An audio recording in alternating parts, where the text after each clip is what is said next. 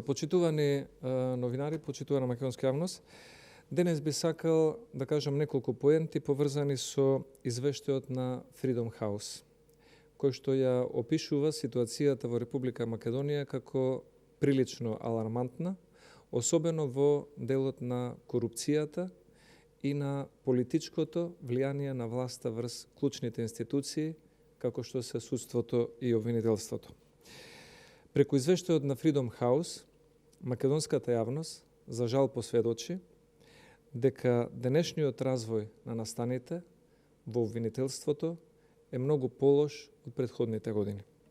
Политичкото мешање во работата на обвинителството е еден од најголемите проблеми кои што Македонија го има за да се справи со борбата против криминалот и корупцијата. Обвинителството на Јовески и на Вилма сега и со меѓународен извештај се потврди дека е политичко обвинителство кое што спроведува селективна правда и селективни закони.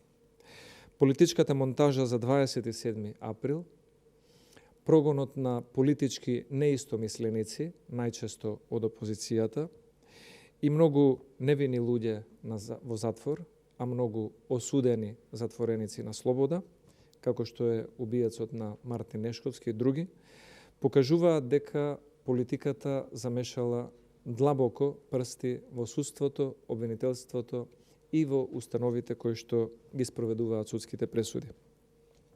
Во изминативе 3 години, ниту еден криминалец, особено ако е од редовите на власта, не одговараше. Напротив, тие станаа први другари со Заев и неговиот потесен круг. Овој меѓународен документ на Freedom House уште еднаш потврдува дека изминативе 3 години имаме политички монтирани случаи, дури и кога се одговара, сетете се на градоначалниците Боро Малборо и Курто Дудуш, и ќе ви стане јасно дека политиката е посилна од обвинителството и судовите. Ова е официјална потврда дека клучниот елемент кој што ја очекува Македонија при можните идни преговори со ЕУ, владење на правото, во Македонија е сериозно загрозен. Дополнително, корупцијата останува голем и сериозен проблем, особено неказнивоста по однос на корупцијата на високи владени функционери. Многу медиуми, новинари, па и политички опоненти открија неколку крупни афери во изминативе 3 години, но за жал за ниедна немаме ниту обвинителска, уште помалку судска разрешница. Последен пример за подкуп и за предизборна корупција се пакетите кои што Заев и неговите најблиски соработници ги делат на посиромашни семејства, нудејќи им еден пакет прехранбени производи во замена за избирачки глас, што е одлика на Заев во Струмица, но за жал ја спроведува и на територија на цела Македонија. На полето на економијата исто така гледаме неуспеси на оваа влада. Се гледа и во извештајот на Freedom House дека сивата економија е голема и остава голем број на работници кои што се ранливи и може да бидат злоупотребени од страна на работодавците, а да не можат да си ги остварат своите работнички права.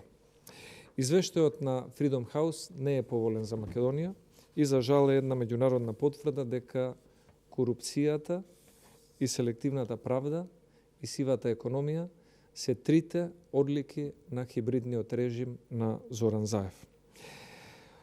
Со Социјалдемократскиот сојуз, со Зоран Заев и Оливер Спасовски, за жал тоа се нашите одлики како држава и на меѓународен план добиваме извештаи кои што значат пораз за стандардите на една НАТО членка и на една земја која што сака да биде кандидат и да преговара за членство во Европската унија.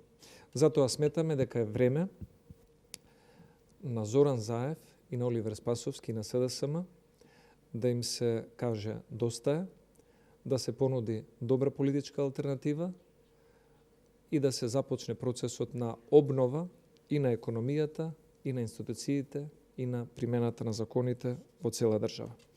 Ви благодарам за вниманието, повелете доколку има прашања. Господин Милошовски, лидерот на ВМРО ДПМН Христијан Мицковски како една од опциите го најави бојкотот доколку не се исполнат условите. Тие што беа наведени, дали доколку 15 јули е поставен како нов датум за избори за вас прифатливо и дали имате некои нови услови за одржување на изборите? ВМРО ДПМН постави услови кои што се меѓународно признати стандарди и почитувањето на тие услови нас ќе не донесе до датумот на избори. Првиот наш услов е добри здравствени протоколи и посериозна борба против пандемијата и во ова време, и особено во време на евентуална идна кампања и за време на гласање. И вториот услов е меѓународниот и европски стандард на мониторинг мисија од страна на ОПСЕ и незино воспоставување во Република Македонија.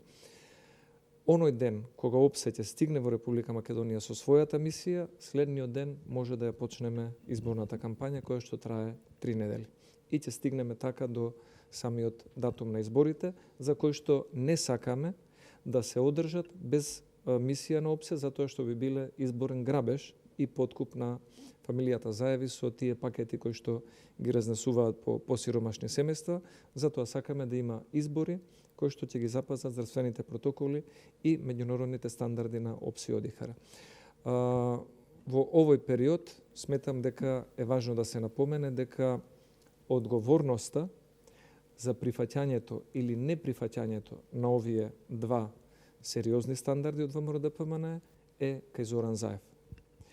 Доколку ги прифати овие два востановени стандарди и се рационални, реални, тогаш ќе одиме на избори и ќе го поразиме. Доколку не ги прифати и ги одбие, тогаш веројатно е дека се плаши од пораз на избори каде што би учествувала опозицијата, но и за секоја политичка или друга криза која што би била последица на таквото однесување, ја превзема целата одговорност. Што точно подразбирате под здравствени протоколи? Затоа што СДСМ вели дека одењето на гласање ќе биде исто како одење во маркет со оние безбедносни мерки од еден по еден, па 2 метра да чекаат. Или пак тоа е и со бројот на заболените, како што имаме деновиве поголем број. Дали може би број на заболени би можел да биде услов? Мислам дека СДСМ најпрвин треба да ги испочитува членовите и надлежностите на Државната изборна комисија. Државната изборна комисија најдобро знае во какви канцеларии, општински згради или помали местни заедници се гласа како гласачки места на кои што се гласало досега. За жал, во некои од тие места нема простор ниту за самите членови на избирачкиот одбор, а камоли за уште 15 наблюдувачи на листите кои што се поднесени од разни политички партии. Затоа сметаме дека треба да се седне со Државната изборна комисија и комисијата која што ја предводи господинот Караджовски како доктор да не политизира премногу, туку да седне и да се запознае со условите на Државната изборна комисија и да обезбеди услови за пристојно гласање со намален здравствен ризик за секого. И затоа цениме дека треба оваа работа да се свати многу посериозно отколку една изјава на господинот Филипс или Караджовски на пресконференција. Милошовски, јас ќе продолжам во однос на другите прашања стигнати до пресцентарот.